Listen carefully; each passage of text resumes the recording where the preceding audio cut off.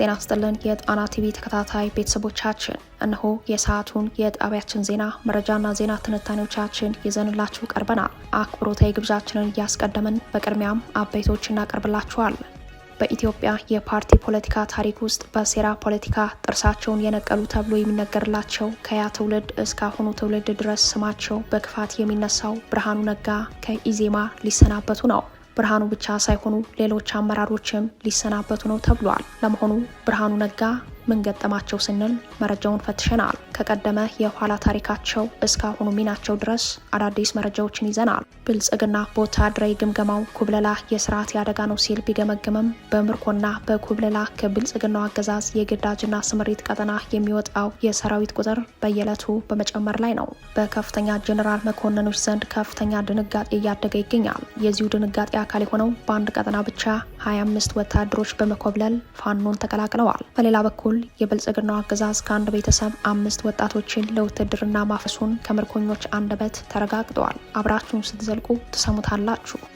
የኢራን እስራኤል አሜሪካ ጦርነት በኢትዮጵያ ኢኮኖሚ ላይ የሚያሳድረው ተጽዕኖ ግዙፍ መሆኑ ተነገረ። በተለይም ሀገሪቱ በገባችበት የጦርነት አዙሪት የምጣኔ ሀብት ድቀቱ ከዓለም አቀፍ ተጽዕኖ አኳያ ጫናው የከፋ እንደሆነ ተመላክተዋል። በሌላ በኩል የብልጽግናው አገዛዝ በኢራንና መካከለኛው ምስራቅ የሚገኙ ኢትዮጵያውያን ዜጎቹን ደህንነት ችላ ማለቱ ብዙዎችን ያሳዘነ ጉዳይ ሆኗል። ይህም ሌላኛው መረጃችን ነው።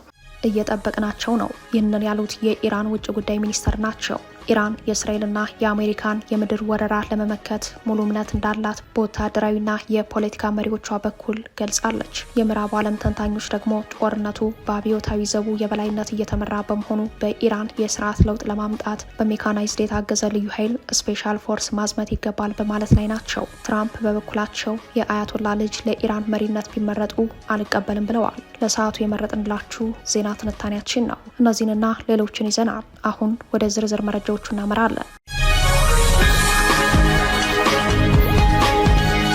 በቅድሚያ እነ ብርሃኑ ነጋ ሊሰናበቱ መሆኑ ተሰማ። በኢትዮጵያ የፓርቲ ፖለቲካ ታሪክ ውስጥ በሴራ ፖለቲካ ጥርሳቸውን የነቀሉ ተብሎ የሚነገርላቸው ከያ ትውልድ እስካሁን ትውልድ ድረስ ስማቸው በክፋት የሚነሳው ብርሃኑ ነጋ ከኢዜማ ሊሰናበቱ ነው ተባለ። ፕሮፌሰር ብርሃኑ ነጋና ግርማ ሰይፉ ከኢዜማ ሊሰናበቱ መሆኑን ምንጮቹን ጠቅሶ የዘገበው ቦርከና ድረገጽ ነው። የኢትዮጵያ ዜጎች ለማህበራዊ ፍትህ ፓርቲ ኢዜማ በመጪው እሁድ በሚያካሂደው ጉባኤ መሪው ብርሃኑ ነጋንና ግርማ ሰይፉን ከአመራርነት ያሰናብታቸዋል ተብሏል። ሁለቱ የፓርቲው ከፍተኛ አመራሮች ከኃላፊነት የሚነሱት በወጣት መሪዎች ለመተካት እንደሆነ ተገልጸዋል። ግርማ ሰይፉ በቅርቡ ከኦቢኤን ጋር በነበራቸው ቆይታ ከአዲስ አበባ ኮሪደር ልማት የተፈናቀለው ድህነት እንጂ ድህ አይደለም በማለታቸው ከፍተኛ ተቃውሞ ገጥሟቸዋል። ራሱን የኢትዮጵያ ዜጎች ለማህበራዊ ፍትህ ፓርቲ ኢዜማ ብሎ የሚጠራው ፓርቲ የገዢው ፓርቲ ተቀጽላ ሆኖ ህዝብንና ትውልድን በሚጎዱ ድርጊቶች ላይ የፖሊሲ አስፈጻሚ መሆኑን ተከትሎ በተለይም መሪዎቹ ከህዝብ ልብ የወጡ መሆናቸው ይታወቃል። የብልጽግናው ተቀጽላ የሆነው ፓርቲው በመጪው እሁድ በሚያካሂደው ጉባኤ ያልተጠበቀ ሽግሽግ ያደርጋል ተብሎ ይጠበቃል። ምናልባትም ይህ የአመራር ሽግሽግ በህዝብ ዘንድ የተጠሉ መሪዎችን ከፊት ገለል በማድረግ በአማላይ ቃላት የህዝብ ልብ ውስጥ ለመግባት የሚደረግ ጥረት አካል እንደሆነ ነው የተጠቆመው። በተለይ የኢዜማው መሪ ብርሃኑ ነጋ ለፓርቲው መጠላት ዋና ምክንያት እንደሆኑ ይታመናል። ግለሰቡ በኢትዮጵያ ፖለቲካ ውስጥ 50 ዓመት ያሳለፉ ሲሆን ገና በ18 ዓመታቸው በ1968 ዓ.ም ኢህአፓን የተቀላቀሉ ሰው መሆናቸው ይነገራል። እኒህ ሰው በ1969 መጨረሻ አሲምባ ተጉዘው በወራት ልዩነት በጎንደር በወልቃይት በኩል ወደ ሱዳን በመውጣት ከ2 ዓመት የሱዳን ስደት ህይወት በኋላ ወደ አሜሪካ ሀገር እንደተሻገሩ የታሪክ ማህደራቸው ያሳያል። ግማሽ ክፍለ ዘመን የሚያስቆጥረው የሰውየው የፖለቲካ ህይወት በስካሁኑ ቆይታቸው 8 የፖለቲካ ድርጅቶች ላይ ገብተው ወጥተዋል፣ አሊያም አፍርሰው ጥለው ሂደዋል። እንቁጠራቸው። በተማሪነት ዘመናቸው ኢህአፓ፣ በስደት ዘመናቸው ኢዴሃቅ፣ ድህረ 1983 በሽግግር ዘመኑ ስልጣን ቢገኝ በሚል ብቻቸውን ራሳቸውን ወክለው ቀርበው ነበር። በመቀጠል ቅድመ 1997 ቀስተ ደመና፣ በ1997 ቅንጅት ለአንድነትና ለዲሞክራሲ፣ በ2001 የኢትዮጵያ ሽግግር ምክር ቤት ንቅናቄ፣ በ2002 ግንቦት 7 ለፍትህ ለነጻነትና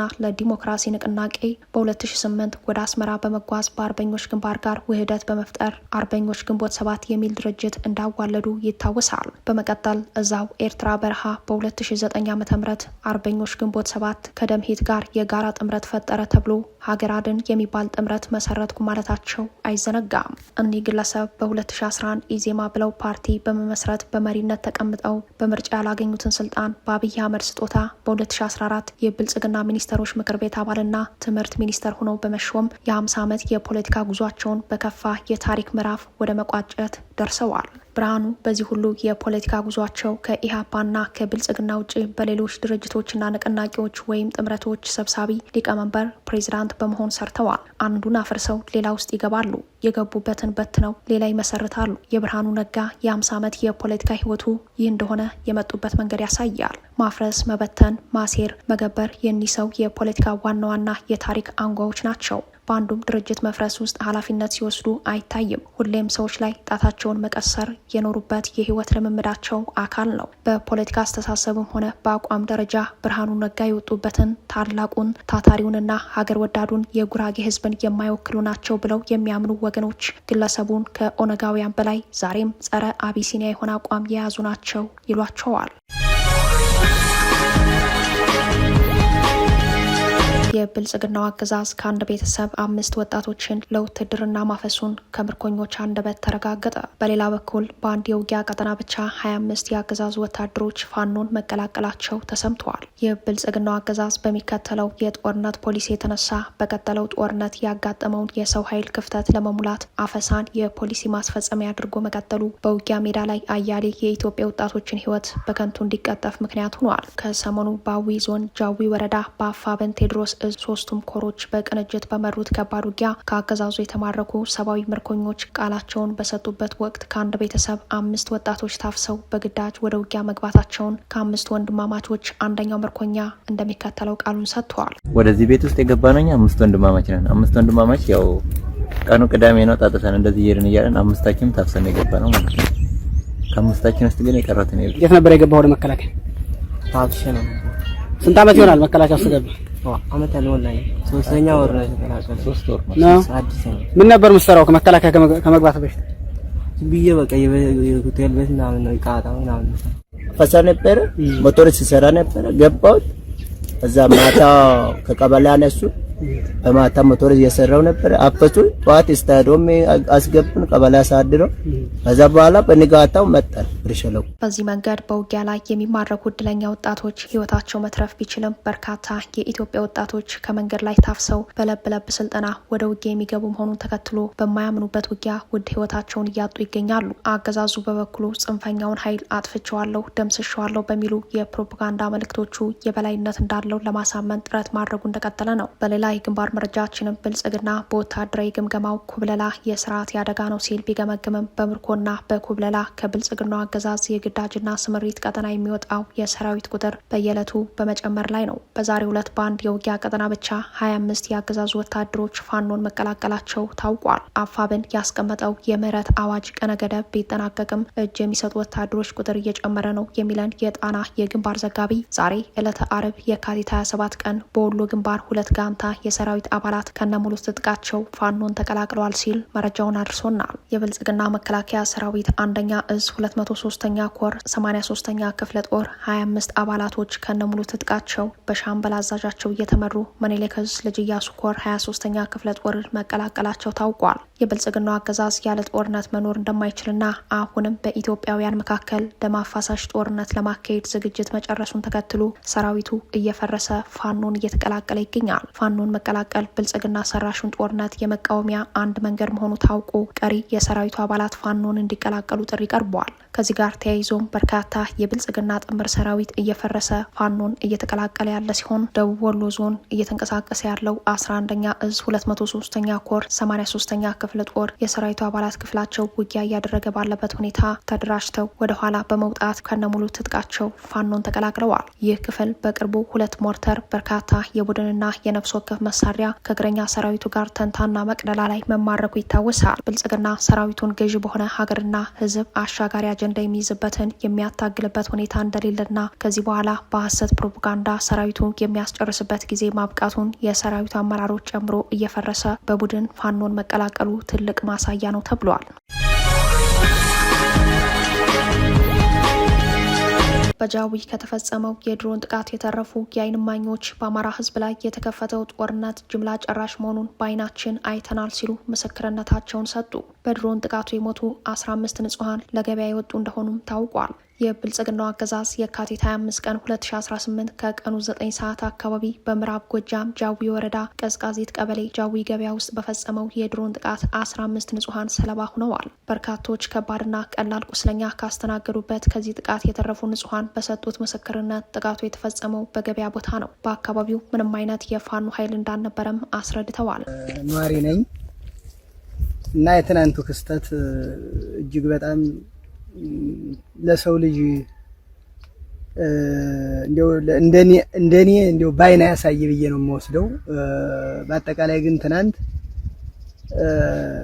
እኔ ያለቁ ወንድሞቻችን ባጠገብ ነበርን፣ በቅርብ ርቀት ሲመቱም ሲወድቁም አይናችን እያየን፣ ነገር ግን ማትረፍ ስለማንችል አልቀዋል። እዚህኛ ገበያ አንዳንድ አስቤዛ ለማሟላት የመጡ ናቸው። መጥተው ገበያ እየገበዩ እያለ ነው እንግዲህ አጠቃላይ ተሰብስበው እንደቆሙ ይፈጃቸው ማለት ነው። እና በአጠቃላይ ትናንት ነው እንደኔ ትናንትና ነው ያረጋገጥኩኝ። እውነት ለመናገር ጭፍጨፋው ጀምላ መሆኑን እውነት ክርስቶስን እንምላችሁ ትናንትና ነው ያረጋገጥኩኝ። ምክንያቱም ፋኖ የሚባል ወይም መንግስትን እገዳደራለሁ የሚል ኃይል በአካባቢው የለም። ምንም በሌለበት ንጹሃንን በተሰበሰብንበት ነው የተወረወረው። ነገር ግን ያው እንደ እድላችን እኛ ተርፈናል። ነገ እንደማንቀር ደግሞ አረጋግጠናል። በጃዊ ገበያ ውስጥ በተፈጸመው የድሮን ጥቃት በርካታ ንጹሃን አማራዎች ከነነፍሳቸው በቁም የሚያቃጥል ቦምብ እንደተጣለባቸው ከዘግናኙ ጭፍጨፋ በታምር የተረፉት የዓይን እማኞች እንዳስረዱት በአማራ ሕዝብ ላይ የተከፈተው ጦርነት ጅምላ ጨራሽ መሆኑን ከዚሁ ጥቃቱ በዓይናችን አይተን አረጋግጠናል ብለዋል። የዓይን እማኞቹ ምስክርነት የጦርነቱ ዓላማ ዘር ማጥፋት ስለመሆኑ ዳግም ያረጋገጠ ሆኗል። በዚህ የድሮን ጥቃት 2 የሃይማኖት አባቶችና ንጹሃን አርሶ አደሮችን ጨምሮ ከ15 በላይ ንጹሃን የተገደሉ ሲሆን ብዙዎቹ በጅምላ ተቀብረዋል። በድሮን ጥቃቱ ሰለባ ከሆኑት ንጹሃን አማራዎች መካከል ጥቂቶቹ ተከታዮቹ ናቸው። ቢተው ሰውነት፣ ቄስ ሰለሞን ሞሴ፣ ልንገረው ታደለ፣ ዮሐንስ ለጋስ፣ ዋሴ ፍቃዱ፣ ያየህ ባዜ፣ አባ ደምሹ አጎስ፣ ንብረት ዘላለም፣ አዱኛ ተሜ፣ ገበያው መኮንን፣ ምስጋናውና ተጨማሪ 4 ሰዎች በድምሩ 15 ሰዎች የሞቱ ሲሆን በደረሰው አደጋ ከባድ ቁስለኛ በመሆን ሕክምና እየተከታተሉ የሚገኙ ደግሞ ቄስ ማስተዋል አንዱ አለም፣ ዮሐንስ ሙሴ፣ ጌታውን ቸኮል፣ መልኬ ቸኮል፣ አባ ገዙ ደረበ፣ ሙሉ አለም ስንሻው፣ አበባው ሸቴ፣ አበባ ንማው፣ ሙሉ ውበት የተባሉ እንደሚገኙበት ከተጎጂ ቤተሰቦች ያገኘነው መረጃ ያሳያል። የኢራን እስራኤል አሜሪካ ጦርነት በኢትዮጵያ ኢኮኖሚ ላይ የሚያሳድረው ተጽዕኖ ግዙፍ መሆኑ ተነገረ። በተለይም ሀገሪቱ በገባችበት የጦርነት አዙሪት የምጣኔ ሀብት ድቀቱ ከዓለም አቀፍ ተጽዕኖ አኳያ ጫናው የከፋ እንደሆነ ተመላክተዋል። በሌላ በኩል የብልጽግናው አገዛዝ በኢራንና መካከለኛው ምስራቅ የሚገኙ ኢትዮጵያውያን ዜጎቹን ደህንነት ችላ ማለቱ ብዙዎችን ያሳዘነ ጉዳይ ሆኗል። 7ኛ ቀኑን ባስቆጠረው የኢራን እስራኤል አሜሪካ ጦርነት የተነሳ መካከለኛው ምስራቅ መታመሱን ቀጥሏል። በርካታ ሀገራት የዜጎቻቸውን ደህንነት ለማረጋገጥ ሰፊ ጥረት በማድረግ ላይ ናቸው። የአፍሪካ ሀገራት እንደ ኬንያና ኡጋንዳ ያሉ ሀገራት በኢራንና በመካከለኛው ምስራቅ ውስጥ ያሉ ዜጎቻቸውን ለማውጣት ተንቀሳቅሰዋል። ላብነት ኬንያ ተከታታይ በረራዎችን በማድረግ ዜጎቿን ስታስወጣ፣ ኡጋንዳ ደግሞ የኢትዮጵያ አየር መንገድን ተጠቅማ በቱርክ በኩል የወጡ ዜጎቿን መቀበሏን የሀገሪቱ ሚዲያዎች ዘግበዋል። በአንጻሩ የብልጽግናው አገዛዝ በኢራንና መካከለኛው ምስራቅ የሚገኙ ኢትዮጵያውያን ዜጎቹን ደህንነት ችላ ማለቱ ብዙዎችን ያሳዘነ ጉዳይ ሆኗል። ይህ ክስተት ብዙዎቹን ያሳዘነው በአፍሪካ ቀዳሚውና ግዙፉ አየር መንገድ የኢትዮጵያ ሆኖ እያለ ዜጎች ከስጋት ቀጠና እንዲወጡ ቢያንስ በረራ ባለበት ቀጠና የሚገኙትን የማውጣት ስራ ለመስራት አለመሞከሩ ነው። በሌላ መረጃ በኢራን እስራኤል ጦርነት የኢትዮጵያ አየር መንገድ በረራ በመቋረጡ በሳምንት እስከ 137 ሚሊዮን የአሜሪካ ዶላር የሚደርስ ከፍተኛ ገቢ ያጣ ሲሆን በኢትዮጵያ የነዳጅ ዋጋም በጥቁር ገበያ ከፍተኛ ጭማሪ አሳይተዋል። የኢራን እስራኤል አሜሪካ ጦርነት በኢትዮጵያ ኢኮኖሚ ላይ እያሳደረ ያለው ተጽዕኖ ግዙፍ መሆኑን የሚያስረዱት የምጣኔ ሀብት ባለሙያዎች የኢትዮጵያ አየር መንገድን የነዳጅና የሸቀጦች ዋጋ ሁኔታን ያነሳሉ። ተንታኞች በመካከለኛው ምስራቅ ቀጠና ሰፊ ተደራሽነት ያለው የኢትዮጵያ አየር መንገድ ከጦርነቱ ጋር በተያያዘ ወደ መካከለኛው ምስራቅና የባህረ ሰላጤው ሀገራት በቀን እስከ 15 የሚደርሱ በረራዎች እየሰረዘ መሆኑን ዋቢ አድርገውም ያቀርባሉ። አየር መንገዱ በሳምንት ውስጥ ከ100 በላይ በረራዎችን ለማቋረጥ መገደዱንም ዛሬ ይፋ ባደረገው መረጃ አስታውቋል። የአየር መንገዱ የንግድ ዘርፍ ኃላፊ አቶ ለማ ያዲቻ ለቢቢሲ እንደተናገሩ ተቋሙ በቀጠናው ወደሚገኙ 10 መዳረሻዎች የሚያደርገውን በረራ ሙሉ በሙሉ ሰርዟል። ከተሰረዙት መዳረሻዎች መካከል እንደ ዱባይና ቴልአቪቭ ያሉት በቀን እስከ 3 ጊዜ በረራ ይደረግባቸው የነበሩ ሲሆን እንደ ኦማን ወዳሉ መዳረሻዎች ደግሞ በቀን ቢያንስ 2 በረራዎች ይካሄዱ ነበር። ከመንገደኞች በረራ በተጨማሪ የጭነት በረራዎችን መቋረጣቸውን ኃላፊው አብራርተዋል። አቶ ለማ እንዳሉት በሳምንት ውስጥ የተሰረዙት የመንገደኞችና የጭነት በረራዎች ጠቅላላ ቁጥር ከ160 በላይ ደርሷል። የኢትዮጵያ አየር መንገድ ጦርነቱ ከመቀስቀሱ በፊት ወደ እነዚህ ቀጠናዎች በሳምንት ከ40 ሺህ እስከ 50 ሺህ የሚደርሱ መንገደኞችን ያመላልስ እንደነበር የተገለጸ ሲሆን በዚህ ያልታሰበ ቀውስ ምክንያት ተቋሙ በሳምንት እስከ 137 ሚሊዮን የአሜሪካ ዶላር የሚደርስ ከፍተኛ ገቢ ያጣ መሆኑን፣ ይህ በኪሳራ ሊመዘገብ የሚችል መሆኑን የሚጠቁሙ የምጣኔ ሀብት ተንታኞች ይህ ጦርነት በአጠቃላይ የአቪዬሽን ኢንዱስትሪው ላይ ከባድ ኪሳራን ይዞ መምጣቱ አይቀርም ብለዋል። በተለይም ጦርነቱን ተከትሎ የሚፈጠረው የዓለም አቀፍ የነዳጅ ዋጋ ጭማሪ አየር መንገዶችን በከፍተኛ ሁኔታ እንደሚጎዳ ስጋታቸውን አስቀምጠዋል። በተጨማሪም ከመካከለኛው ምስራቅ የሚገቡ ሸቀጦች የጉዞ እንቅስቃሴ መገታት በዋጋ ንረቱ ላይ የሚያስከትለውን ተጽዕኖ ተንታኞቹ አክለው ያስረዳሉ። በጦርነቱ የሆርሙዝ ወሽመጥ መዘጋት በቀይ ባህር የንግድ እንቅስቃሴ ላይ ቀጥተኛ ተጽዕኖ የሚያመጣ መሆኑን የሚገልጹት ተንታኞች በገበያ ባህሪው በውጭ ሸቀጦች ጥገኛ የሆነው የኢትዮጵያ ኢኮኖሚ በእጅጉ እንደሚፈተን አስረድተዋል። በሌላ በኩል የብልጽግናው አገዛዝ በሀገር ቤት ካስቀጠለው ጦርነት አኳያ የጦር መሳሪያ ግዢ ፍላጎቱ እንደጨመረ መሆኑን የሚያስረዱት ተንታኞች ይህ ለጦር መሳሪያ መግዣ የሚውል ከፍተኛ የዶላር ምንዛሬ ስለሚጠይቀው አሁንም የሂሳብ ቋቱ በመናር ላይ ነው ይላሉ። በኢትዮጵያ ያልተረጋጋና ቀጣይነት ባለው ጦርነት የተነሳ ኢንቨስተሮች እየሸሹ መሆኑ፣ አልሚዎች መዋለ ንዋያቸውን ከማፍሰስ መቆጠባቸው፣ አዳዲስ የውጭ ቀጥታ ኢንቨስትመንት መተማመኛ በማጣት ወደ ሀገር ቤት መግባት ባቆሙበት ሁኔታ የመካከለኛው ምስራቅ ጦርነት ቀጥተኛ ተጽዕኖ በሀገራችን ላይ እንዳለው ያስረዳሉ። እንደ ተንታኞቹ ገለጻ የኢትዮጵያ ኢኮኖሚ በባህሪው በሌሎች ጫና የሚወሰን በመሆኑ በአሁኑ ሰዓት በመካከለኛው ምስራቅ በኢራን እስራኤል አሜሪካ ጦርነት እንዲሁም የየመን አማጺ ሀውቲዎች በቀይ ባህር የንግድ መስመር ላይ እየፈጠሩት ባለው ችግር የተነሳ በመካከለኛው ምስራቅ የተባባሰው ቀውስ በኢትዮጵያ የወጭና ገቢ ንግድ ላይ የሚፈጥረው ጫና ከፍተኛ ነው። ነዳጅ ጨምሮ ብዙ ሸቀጦች ዋጋቸው አሁን ካለው በላይ በጥፍ ሊጨምር እንደሚችል ያስረዳሉ። በአሁኑ ሰዓትም ነዳጅ በጥቁር ገበያ 2 ሊትር እስከ 500 ብር እንደሚሸጥ የሚያስረዱት ተንታኞች የከተማ ህይወት ከዚህ በላይ ሲኦል የመሆን ክፉ ዕጣ ይጠብቀዋል ሲሉ ተጨባጭ ስጋታቸውን ያመላክታሉ።